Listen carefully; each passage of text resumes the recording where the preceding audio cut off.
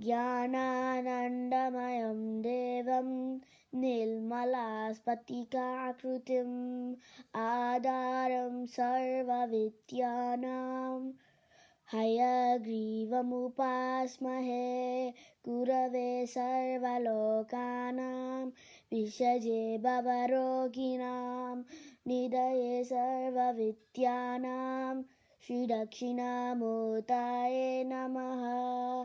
सर्वमङ्गलमङ्गल्ये शिवे सर्वतसाधिके शरण्ये त्र्यम्बके गौरी नारायणी नमोऽस्तुते।